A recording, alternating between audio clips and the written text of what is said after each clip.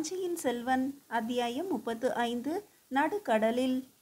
இளவரசரும் மாக்கோதையும் தமது காலத்திலிருந்து குதித்து கொள்ளையர்களின் தீவை நோக்கி சென்றது முதல் அந்த திக்கில் ஒரு கண் வைத்த வண்ணமே நடுக்கடலில் தமது காலத்தில் சுற்றி கொண்டிருந்தார் வானவரம்பர்.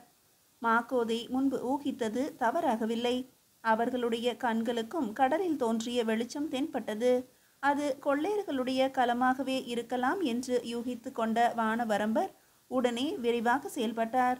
தமது கலத்தையும் அருகில் இருந்த இரு கலன்களையும் நடுக்கடலை நோக்கி செலுத்த கட்டளையிட்டார். தீவுக்கு அருகில் சென்ற கொள்ளையர்களின் களமும் சிறிது நேரத்தில் நடுக்கடலை நோக்கி விரைந்தது. கடல் அலைகளின் சீற்றம் அந்த பகுதியில் அதிகமாக இருந்ததால் கொள்ளையர்களின் களத்தில் இருந்து தெரிந்த அந்த வெளிச்சத்தை கொண்டு அதை பின் தொடர்வது இயலாத செயலாக இருந்தது. இருந்த போதிலும் செல்ல வேண்டிய திக்கை குறியாக வைத்து கலன்கள் முன்னேறி கொண்டிருந்தன. இவ்வாறே 1.5 நாழிகைக்கு மேல் பயணம் செய்து கொண்டிருந்த போது தொலைவில் ஒரு பெரிய களம் வடமேற்கு திசையிலிருந்து வந்து கொண்டிருந்தது. கொள்ளையர்களின் களம் திடுமென்று மிகுந்த விரைவுடன் அந்த களத்தை நோக்கி சீறிக்கொண்டு சென்றது. தொலைவில் ஒரு சிறு புள்ளியாக இருந்த களம் சென்று கொண்டிருப்பது கண்களுக்கு புலப்பட்டதுமே வானவரம்பரின் கலன்கள் தமது வேகத்தை இன்னும் அதிகரித்து கொண்டு முன்னேறின. சற்று நேரத்தில் ஒன்றுக்கும் மேற்பட்ட கலன்கள் அந்த பெரிய யவன மரக்கலத்தை நெருங்கி சூழ்வது அவற்றில் ஏற்றப்பட்டிருந்த பெரிய பெரிய தீப்பந்தங்களின் ஒளியில் நன்றாகவே தெரிந்தது. பார்த்து கொண்டிருக்கும் போதே கொள்ளையர்களின் கலன்களுடன் பிணைக்கப்பட்டிருந்த பெரிய படகுகளில் கொள்ளையர்கள் தாவி குதித்து படகுகளை அந்த களத்தை வழிமறிப்பது போல அதற்கு நேராக செலுத்தி கொண்டு சென்றார்கள். அச்சுறுத்தும் வகையில் கூச்சலிட்டும் கைகளை உயர்த்தி இப்படியும் அப்படியுமாக ஆட்டியும் களத்தை மேற்கொண்டு செலுத்த வேண்டாம் என்று கூறினார்கள். தங்களிடம் சரணடைந்து விடுமாறும் இல்லாவிட்டால் உயிர் தப்ப முடியாது என்றும் எச்சரிக்கை விடுத்தனர். இவ்வாறு இவர்கள் எழுப்பிய கூச்சலுக்கு மறுமொழியாக அந்த களத்தின் பக்கவாட்டில் நின்றிருந்த வீரர்கள் விடுத்த அம்புகள் கடல் காற்றை ஊடுருவி கொண்டு கொள்ளையர்களின் படகுகளை நோக்கி வந்தன. பதிலுக்கு இவர்கள் அம்புகளையும் ஈட்டிகளையும் எய்தவாறே களத்துக்கு அருகில் தமது படகுகளை கொண்டு சென்று அவற்றிலிருந்து களத்திற்கு தாவி குதித்தனர். மளமளவென்று அந்த களத்தில் நாலாபுறம் இருந்தும் கொள்ளையர்கள் ஏறி புகுந்து அங்கிருந்தவர்களை தாக்கத் தொடங்கினர். களத்தின் தலைவர் அங்கும் இங்கும் சுழன்று ஆணைகளை பிறப்பிக்க கொள்ளையர்களுக்கும் அந்த களத்தின் பாதுகாப்பு வீரர்களுக்கும் இடையே கடுமையான போராட்டம் நிகழத் தொடங்கியது. களத்தின் பாதுகாப்புக்காக ஏற்றப்பட்டிருந்த அவர்கள் எல்லோரும் அந்த மரக்கலத்தின் தலைவனால் அலெக்சாந்திரியா பட்டணத்தில் நல்ல விலைக்கு வாங்கப்பட்டிருந்த உடல் வலிமை மிக்க எகிப்திய நாட்டு அடிமைகள். இருந்தாலும் கொள்ளை தொழிலில் நன்கு தேர்ச்சி பெற்ற அந்த முரட்டுத்தனமான கூட்டத்தின் மூர்க்கத்தனமான தாக்குதல்களுக்கு ஈடுகொடுக்க முடியாமல் அவர்கள் திணறினார்கள். அதற்குள் வானவரம்பரின் கலன்கள் கடல் அலைகளை கிழித்தவாறு சீறிக்கொண்டு அங்கே வந்து சேர்ந்துவிட்டன. அதிலிருந்த வீரர்கள் யவன மரக்கலத்தில் தாவி ஏறி வாட்களை சுழற்றி கொள்ளையர்களை தாக்கத் தொடங்கினர். சடசடவென பல கொள்ளையர்கள் சாய்ந்தனர். என்றாலும் புற்றீசல் போல அவர்கள் மேலும் மேலும் படகுகளில் வந்து களத்தில் தாவி குதித்து தாக்குதல்களை தொடர்ந்தனர். வானவரம்பர் தம் வாளினால் எதிர்த்து வந்த கொள்ளையர்களை தாக்கியவாறு களத்தின் மேல் தளத்துக்கு சென்றடைந்து கொள்ளையர்களை தங்கள் ஆயுதங்களை கீழே போட்டுவிட்டு சரணடையுமாறு கட்டளையிட்டார். சேர நாட்டு கடற்படை தலைவர் தங்கள் உதவிக்கு வந்துவிட்டதை கண்ட களத்தின் வீரர்கள் துணிவு பெற்று ஊக்கத்துடன் போராடினர். ஆனால் இவ்வாறான போராட்டம் நீண்ட நேரத்துக்கு நீடிக்கவில்லை. கருநிற மேக திரள்களுக்கு இடையில் இடியும் மின்னலும் தோன்றி உலகை நடுங்க வைப்பது போல இளவரசரும் மாக்கோதையும் மின்னுகின்ற வாட்களுடன் அங்கே தோன்றி சக்கரவட்டமாக சுழன்று கொள்ளையர்களை தாக்கி வீழ்த்தினர். அங்கே சேர நாட்டு இளவரசரும் வந்துவிட்டார் என்று அறிந்ததுமே அச்சத்தால் ஆட்கொள்ளப்பட்டு தாறுமாறாக கலைந்து ஓடினர் கொள்ளையர்கள். பலர் உயிர் பிழைக்க கடலில் குதித்து அலைகளுக்கிடையே சென்று மறைந்தனர். மற்றவர்கள் சேர கடற்படை வீரர்களால் சிறைப்பிடிக்கப்பட்டனர். கொள்ளையர்களின் தலைவன் அடையாளம் காணப்பட்டு இளவரசரிடம் இழுத்து வரப்பட்டான். அவனை தமது களத்திற்கு கொண்டு சென்று கீழ்த்தளத்து அறையில் அடைத்து வைக்குமாறு ஆணையிட்டார் இளவரசர். கொள்ளையர்களின் அதிரடி தாக்குதல்களால் நிலை குலைந்து போயிருந்த அந்த யவன களத்தின் தலைவன் இளவரசரையும் வானவரம்பரையும் வணங்கி நன்றி செலுத்தினான். இளவரசே, தாங்களும் கடற்படை தலைவரும் தெய்வம் போல திடுமென தோன்றி கொள்ளையர்களை தாக்கி விரட்டியடித்தீர்கள். இதனால் எங்கள் உயிரும் இந்த களத்தில் இருக்கும் விலை மதிப்பு மிக்க பண்டங்களும் தப்பின.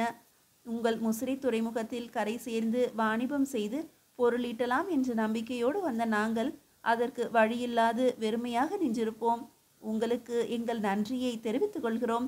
தாங்கள் எங்களை காப்பாற்றியதை எங்கள் வாழ்நாள் முழுவதும் மறக்க மாட்டோம் என்று சொல்லி பணிவுடன் வணங்கினான். அவனோடு அந்த களத்தில் வந்த அத்துணை வணிகர்களும் இளவரசர் முன்பும் வானவரம்பர் முன்பும் நின்று பணிவுடன் வணங்கி நன்றி கூறினர். அவர்கள் கண்களில் நீர் ததும்பி வழிந்தது. நடுக்கடலில் கொள்ளையர்கள் அந்த யவன நாட்டு களத்தில் உள்ளவர்களை தாக்கி கொள்ளையடிக்க முற்பட்ட போது திடுமென்று அங்கே இளவரசரும் மாக்கோதையும் வந்து தோன்றியதை கண்டு வானவரம்பரும் சேரர் கடற்படை வீரர்களும் இன்ப அதிர்ச்சி அடைந்திருந்தனர். கொள்ளையர்களின் தீவை நோக்கி சென்றவர்கள் திடுமென்று இங்கே வந்து சேர்ந்தது எப்படி? களத்தின் தலைவனும் வணிகர்களும் அங்கிருந்து சென்ற பிறகு இளவரசரின் அருகில் சென்ற வானவரம்பர், இளவரசே, நீங்கள் எப்படி இங்கே வந்து சேர்ந்தீர்கள்? நமது களத்திலிருந்து கடலில் குதித்து கடல் துருத்தி தீவை நோக்கி நீந்தி சென்றது முதல் என் மனம் ஒரு நிலையில் இல்லை. எந்த வரைமுறையும் இன்றி கொலையும் கொள்ளையும் புரிவதை தொழிலாக கொண்ட கொள்ளையர்களின் தீவுக்கு தாங்கள் செல்வதை தடுத்து நிறுத்திவிட்டு நாம் செல்லாமல் இருந்து விட்டோமே என்று எண்ணி என் உள்ளம் படாத பாடுபட்டு கொண்டிருந்தது. தங்களை கண்ட பிறகுதான் நிம்மதி பெற்றது. நீங்கள் இருவரும் எப்படி இங்கு வந்து சேர்ந்தீர்கள்? இந்த களம் கொள்ளையர்களால் வழிமறிக்கப்பட்டது என்பதை எப்படி அறிந்தீர்கள் என்று கேட்டார். அவரது குரலில் மகிழ்ச்சியும் ஆர்வமும் போட்டி போட்டுக்கொண்டு வெளிப்பட்டன. எதற்காக கவலை?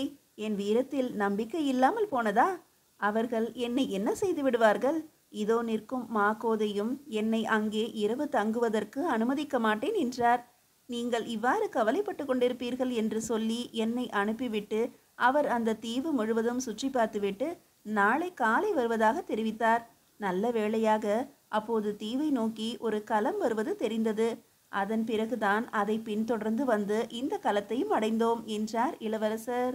இதை கேட்டுக்கொண்டிருந்த மாக்கோதை, இளவரசர் எளிதாக சொல்லிவிட்டார். ஆனால் உண்மையில் அவ்வளவு எளிதாக இங்கே வர முடியவில்லை. அந்த களத்தை பின்தொடர்ந்து சென்றோம். ஆனால் அலைக்கடலுடன் போராட வேண்டியிருந்ததால் அதன் அருகில் நெருங்கவே முடியவில்லை. அதன் பிறகு ஒரு படகு தீவிலிருந்து புறப்பட்டு வந்தது. அதில் கொள்ளையர்கள் 10-15 பேர்கள் ஆயுதங்களுடன் ஏறி வந்தனர். நாங்கள் அந்த படகை நெருங்கி அதில் ஏறிக்கொண்டோம். அந்த கொள்ளையர்களை அவர்கள் வைத்திருந்த ஆயுதங்களாலேயே தாக்கி கொன்று கடலில் வீசி எறிந்துவிட்டு அந்த படகில்தான் இங்கு வந்து சேர்ந்தோம்.